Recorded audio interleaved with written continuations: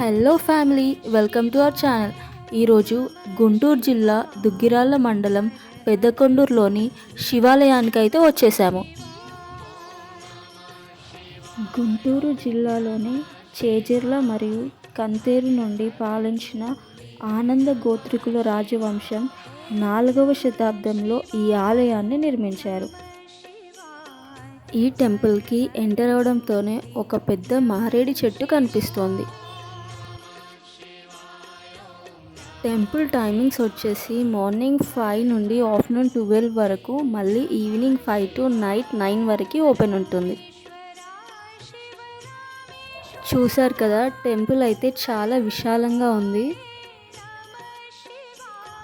ఈ ఆలయం చుట్టూ చాలా పురాతనమైన విగ్రహాలు ఉన్నాయంట. రండి వెళ్ళి చూద్దాం.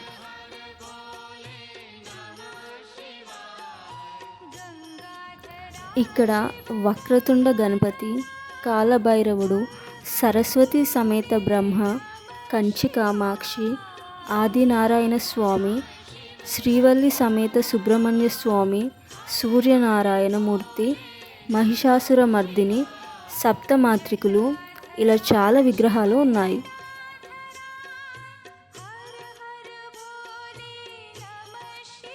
ఇంకా ఆలయ శాసనాలు కూడా ఉన్నాయి.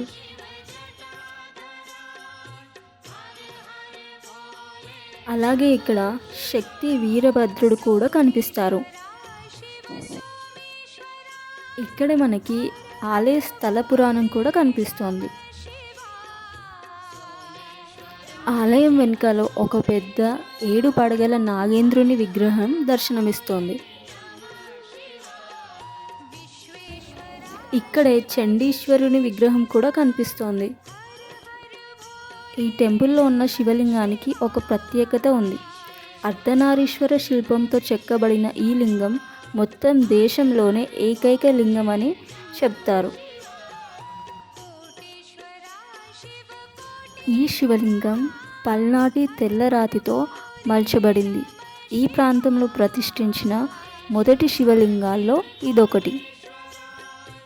ఈ శివలింగమునకు శిరస్సుపై నాగభరణము మరియు లింగ క్రింద భాగం మీద అర్ధనారీశ్వరి రూపము కలదు. ఆనందేశ్వర లింగము పైన సర్పము యొక్క పడగ లింగం అంతటా ఉన్నది. వెనుక భాగంలో సర్పము యొక్క పడగ మధ్య నుండి ఒక జాలు వంటిది కనిపిస్తుంది. ఇక్కడ శివరాత్రి ఉత్సవాలు చాలా ఘనంగా జరుపుతారు.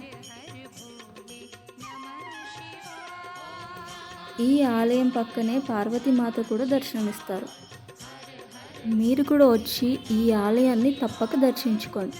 ఇలాంటి మరిన్ని వీడియోస్ కోసం ప్లీజ్ మన ఛానల్ని సబ్స్క్రైబ్ చేసుకోండి.